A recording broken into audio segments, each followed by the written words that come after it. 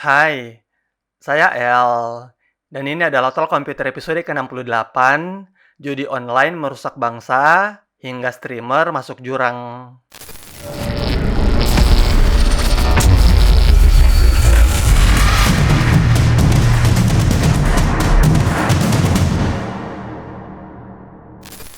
Meski sudah menjadi masalah sejak waktu lama, isu terkait judi online belakangan mulai ramai dibahas kembali.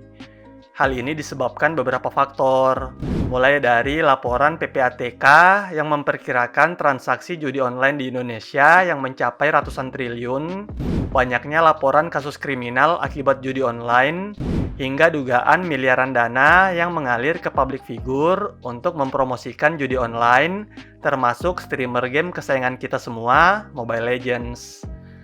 Sejujurnya, sudah sejak lama saya ingin membahas isu judi online ini, terutama setelah banyaknya aduan yang masuk ke email PC komputer terkait hal tersebut. Namun sama seperti hacking, perjudian adalah salah satu topik yang juga sensitif di YouTube. Jangan sampai yang niatnya mengedukasi malah dianggap mempromosikan. Sehingga isi video ini pun tidak akan begitu mendetail dan terpaksa tidak banyak memberikan ilustrasi perjudian. Harap dapat dimaklumi. Dalam video ini, saya tidak akan membahas judi online dari sisi ekonomi, terlebih sisi agama. Jika ingin penjelasan terkait hubungannya dengan ekonomi, kalian dapat menonton video-video dari Bang Ferry Irwandi, dan dari segi agama, khususnya Islam, kalian bisa menonton video dari Ustadz Adi Hidayat. Mengapa judi online saat ini lebih marak dibanding beberapa tahun lalu? Faktor apa saja yang mempengaruhi hal tersebut? Mengapa kalian selalu kalah saat bermain judi online? Siapa saja orang yang diuntungkan dari judi online tersebut? Berapa gaji orang yang bekerja di lingkungan judi online? Apakah benar streamer tidak punya kuasa untuk mengontrol donasi dari judi online? Bagaimana agar kita tidak menjadi korban dari judi online? Mari kita bahas.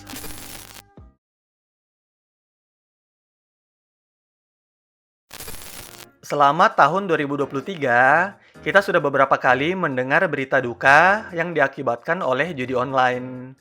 Mulai dari bos salah satu layanan pengiriman barang, ibu yang disebabkan anaknya kecanduan judi online, hingga PNS pun ada yang menjadi korban. Selain berita duka, artikel terkait perputaran uang judi online juga seringkali muncul ke permukaan.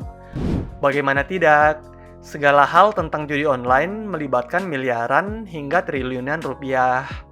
Bahkan ada data yang mencatat Indonesia sebagai negara dengan pemain judi slot online terbanyak di dunia dengan lebih dari 200.000 pemain. Lantas, mengapa saat ini judi online makin marak? Saya pribadi meyakini ada beberapa faktor utama yang menyebabkan hal tersebut. Faktor pertama, akses internet yang semakin mudah dan murah.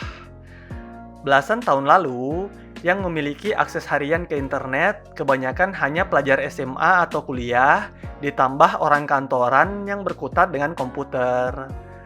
Karenanya, akses terhadap informasi terlebih judi online sangat terbatas. Sehingga kalaupun ada yang bermain judi online, pasti hanya kalangan mahasiswa ataupun orang kantoran yang lagi-lagi sangat-sangat sedikit. Berbeda dengan saat ini, di mana semua kalangan dapat mengakses internet menggunakan handphone.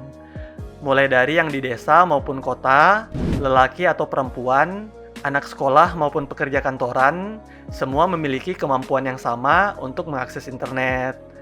Karenanya, pelaku sekaligus korban judi online sudah semakin luas dan mencakup segala kalangan. Faktor kedua, promosi yang makin gila-gilaan. Bagi kalian pengguna internet sejak belasan tahun lalu, di mana iklan judi online dulu biasa ditemukan?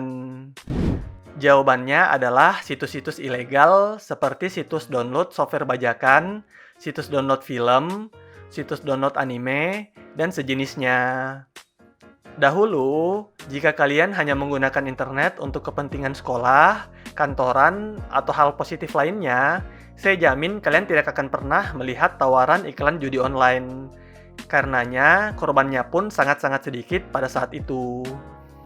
Namun saat ini, Iklan judi sudah merajalela dimanapun.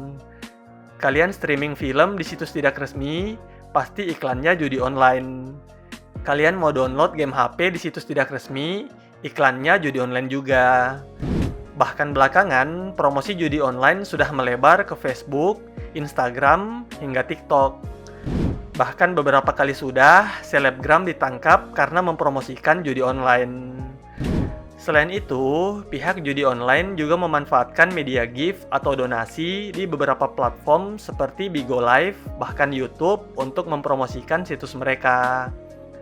Promosi gila-gilaan ini memperluas jangkauan pemain judi online yang dulunya terbatas di rentang umur tertentu dengan pengetahuan tertentu.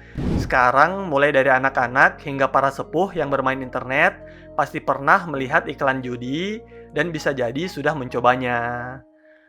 Faktor ketiga, permainan yang disesuaikan bahkan dipermudah. Dahulu, jika kalian ingin bermain judi online, kalian perlu punya set kemampuan tertentu. Sebut saja Zynga Poker yang dulu sempat populer di platform Facebook. Untuk memainkannya, kalian tentu harus paham aturan poker secara utuh, termasuk apa saja kombinasi kartu terbaik untuk menang. Selain poker, permainan kartu lainnya seperti blackjack juga perlu kalian pahami sebelum bermain. Bahkan dalam bertaruh pertandingan bola pun, kalian perlu paham soal peluang, rasio odd, dan sejenisnya sebelum memasang taruhan. Namun, itu zaman dulu. Saat ini, judi online sudah meluas, bahkan menyentuh hal-hal terdekat dengan masyarakat seperti game handphone. Saat ini, tidak sedikit situs yang memfasilitasi bocah-bocah yang bermain game untuk ikut berjudi terkait menang kalah dalam suatu match di game tertentu seperti Mobile Legends. Bahkan yang populer dimainkan saat ini adalah judi slot. Bagaimana tidak? Untuk memainkannya, kalian tidak perlu pengetahuan rumit seperti aturan poker, rasio taruhan, dan sebagainya. Kalian hanya perlu deposit, putar-putar sesuka hati, dan biarkan keberuntungan alias bandar menentukan menang atau kalahnya taruhan kalian. Mudahnya permainan judi online, terutama slot ini, membuat orang yang terjebak judi online tidak lagi mengenal jenis kelamin, usia, pekerjaan, latar belakang pendidikan, dan lain-lain. Siapapun bisa terjebak dan kecanduan untuk menggantungkan nasibnya di judi online.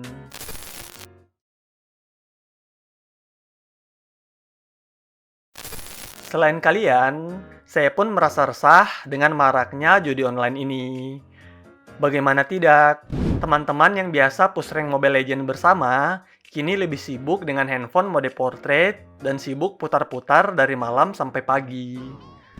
Yang lucu adalah, saat saya bertanya, adakah yang hanya sekali deposit, lalu sisanya tinggal menarik keuntungan setiap harinya? Jawabannya tidak ada. Yang ada, justru setiap beberapa hari, ada yang menanyakan saldo di ATM saya karena ingin meminta tolong deposit dan diganti uang cash oleh mereka. Bagi kalian yang memiliki teman pecandu judi online, coba tanyakan ke mereka, total deposit mereka berapa dan sudah menang berapa. Saya yakin jika semuanya jujur, pasti hasilnya akan selalu rugi, bahkan kalah banyak.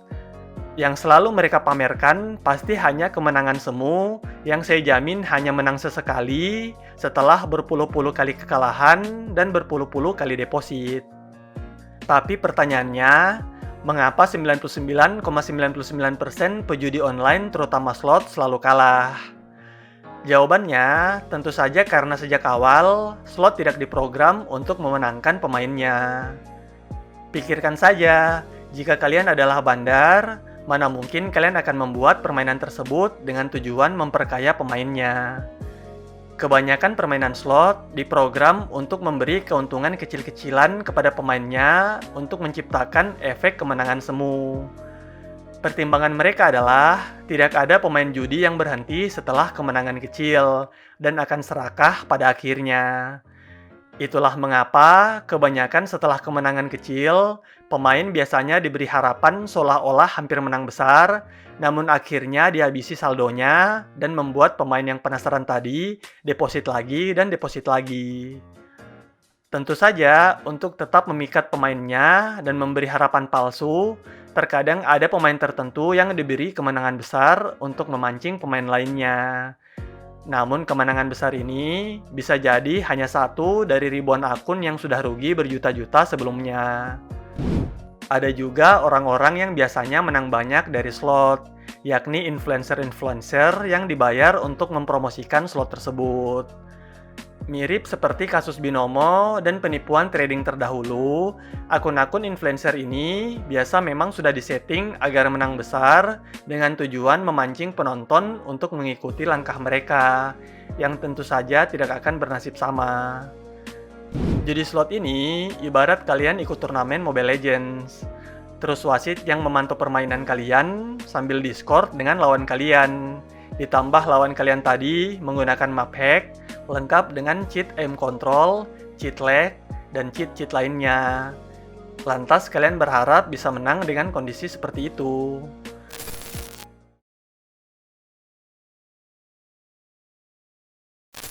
Ada perkataan yang sering digunakan orang tua untuk menasihati anaknya agar tidak mencoba bermain judi, yakni tidak ada orang yang kaya karena judi.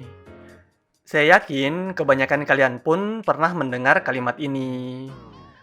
Meski perkataan tersebut ada benarnya, saya pribadi merasa nasihat tersebut sudah tidak relevan dengan zaman sekarang. Saya meyakini ada beberapa pihak yang justru kaya raya karena judi, khususnya judi online. Yang pertama, tentu saja bandar. Sebagai pemilik website dan yang mengelola segala penghasilan dan urusan lainnya, tentu saja bandar akan menjadi orang yang paling diuntungkan dari maraknya judi online. Dengan patokan dana belasan hingga ratusan juta yang dikeluarkan untuk mempromosikan website mereka, tentu saja keuntungannya berkali-kali lipat dari nominal tersebut. Hal ini mengingatkan kita dengan insiden Reza Arab yang disawer 1 miliar oleh Doni Salmanan, dan ternyata setelah diselidiki, total kekayaan Doni Salmanan yang didapat dari penipuan trading mencapai puluhan miliar. Yang kedua, endorser alias orang yang mempromosikan.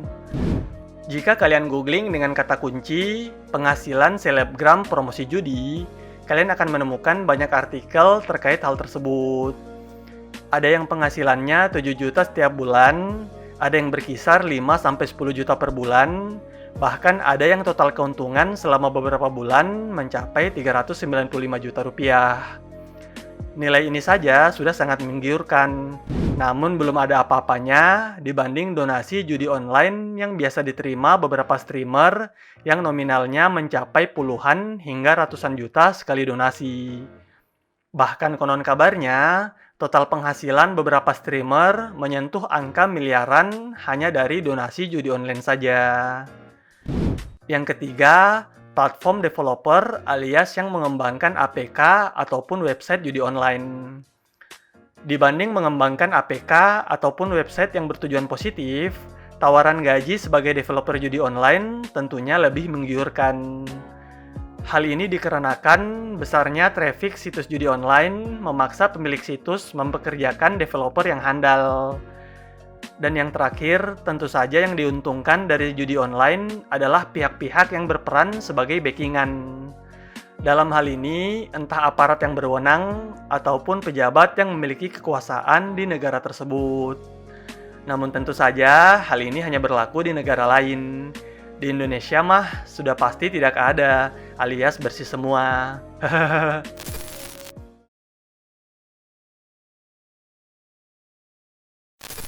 Bulan lalu, tepatnya tanggal 9 Agustus 2023, saya mendapat email yang cukup unik dari seseorang bernama Mr. Stewart.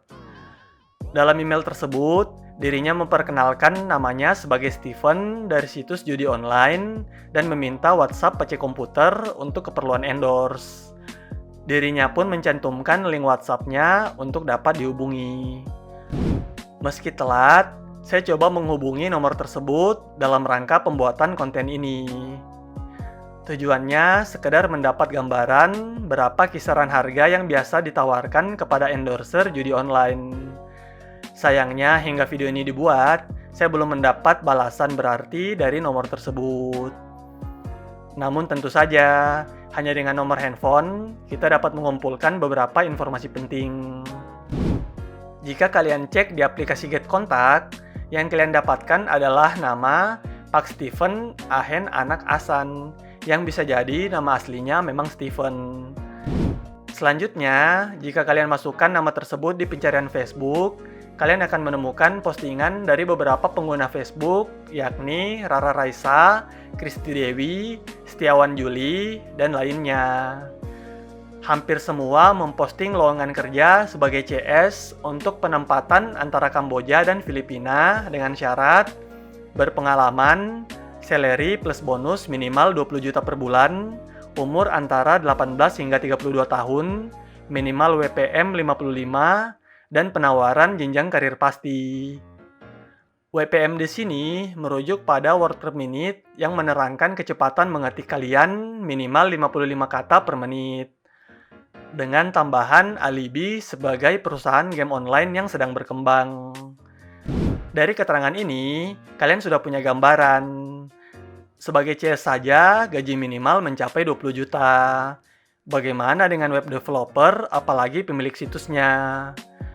Pantas saja CS judi online lebih fast respon dibanding CS bank, apalagi CS e-commerce. Gajinya saja sudah lebih besar dari pekerja tambang. Dari mana gaji minimal 20 juta tersebut didapatkan? Tentu saja dari deposit-deposit kalian, wahai pemuja judi online. Selain itu, yang menarik adalah selama ini kita sering mendapat informasi bahwa banyak situs judi online Indonesia yang bermarkas di Kamboja. Namun selain Kamboja, ternyata banyak juga yang bermarkas di Filipina. Ngomong-ngomong, kalian jangan sampai tergiur dengan gaji minimal 20 juta yang ditawarkan tadi. Sebab baru-baru ini beredar video seorang TKW asal Cianjur yang meminta bantuan pemerintah Indonesia karena dirinya disekap di Kamboja terkait permasalahan suaminya yang bekerja sebagai admin judi online. Kisah seperti ini seringkali kita temui, di mana setelah kalian masuk, pergerakan kalian akan dibatasi, bahkan sampai di level tidak boleh keluar kantor sama sekali.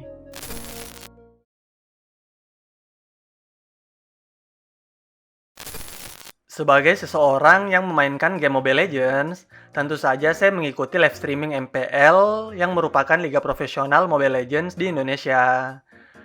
Selain melalui situs resmi Mobile Legends maupun MPL Indonesia, kalian juga dapat menonton pertandingan yang berlangsung melalui restream beberapa streamer yang kebanyakan merupakan pro player aktif ataupun mantan pro player game Mobile Legends itu sendiri.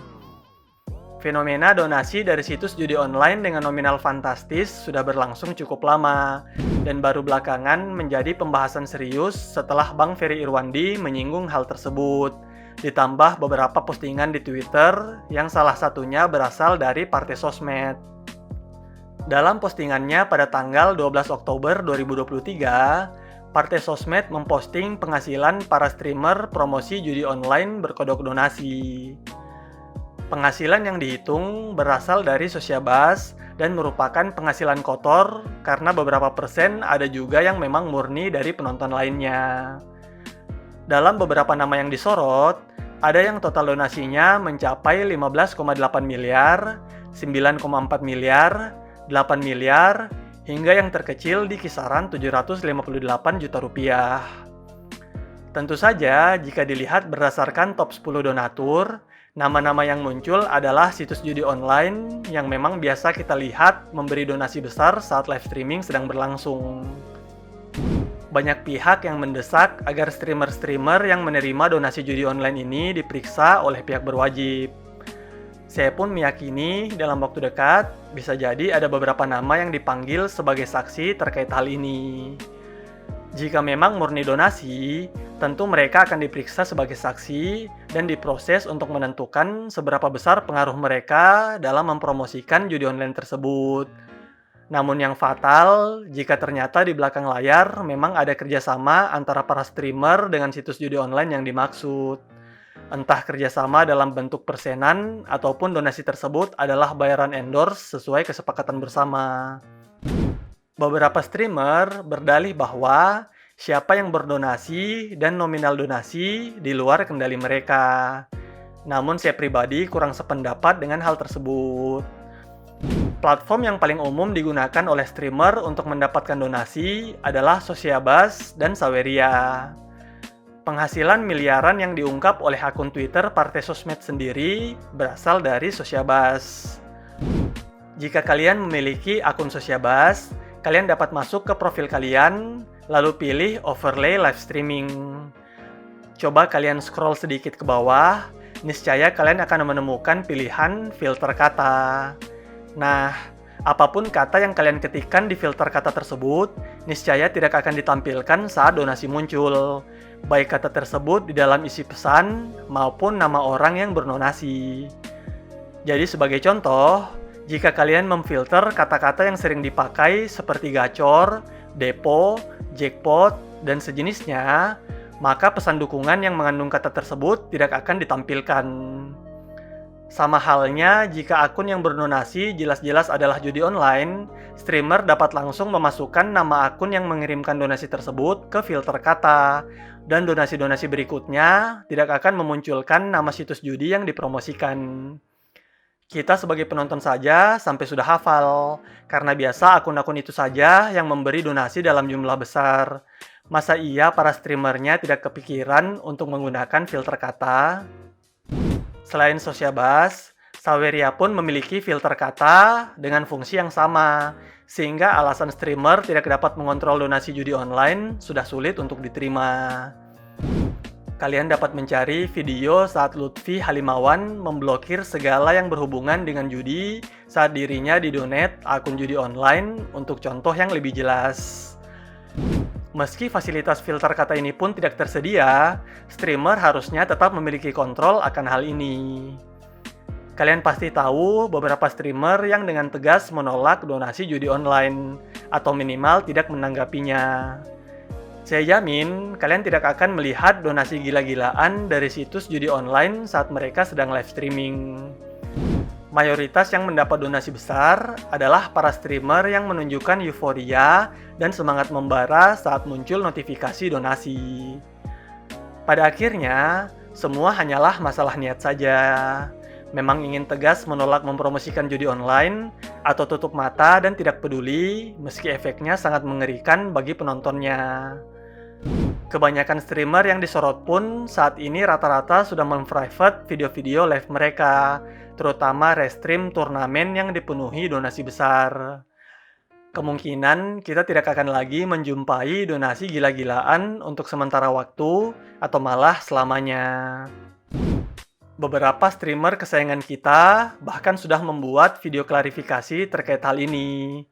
Kita sama-sama berdoa, semoga kedepannya live streaming yang kita tonton tidak lagi dikotori donasi judi online. Kurang lebih, demikianlah yang dapat saya bahas terkait fenomena judi online yang menjadi topik hangat belakangan ini. Untuk kalian para influencer, jangan sekali-kali menerima endorse judi online. Termasuk para streamer, berusahalah untuk memfilter live streaming kalian dari donasi-donasi situs judi online. Meski nominalnya menggiurkan, tentu tidak sebanding dengan resiko terjerat hukum di kemudian hari. Kita pun belum bisa berharap banyak kepada Kominfo, terlebih pemerintah dalam penanganan judi online. Sebab dalam kenyataannya, yang selalu dilakukan oleh Kominfo, mentok-mentok hanya memblokir situs judi online. Sayangnya, karena harga domain tergolong murah, meski diblokir, website judi tersebut akan segera kembali dengan nama yang sama, meski domainnya berbeda. Yang paling efektif seharusnya memang berburu pelaku-pelaku yang terkait judi online, termasuk memberi sanksi keras kepada siapapun yang terlibat, bahkan yang sekedar mempromosikan judi online tersebut. Untuk kalian yang ingin mencoba atau masih rajin deposit untuk judi online, bertobatlah. Kalian pikir judi online sanggup donasi puluhan hingga ratusan juta tersebut karena kebanyakan kalian menang? Ya tentu saja karena kekalahan kalian bisa mencapai miliaran setiap bulannya. Ada perkataan yang cukup populer, yakni kemenangan terbesar pemain judi adalah saat dirinya memutuskan untuk berhenti bermain judi. Semoga kalian yang masih bermain ataupun terlibat judi dapat segera insyaf, dan bagi yang baru berniat mencoba bisa tersadar akan bahayanya. Sekian Talk Komputer episode kali ini, sampai jumpa di episode berikutnya. Bye!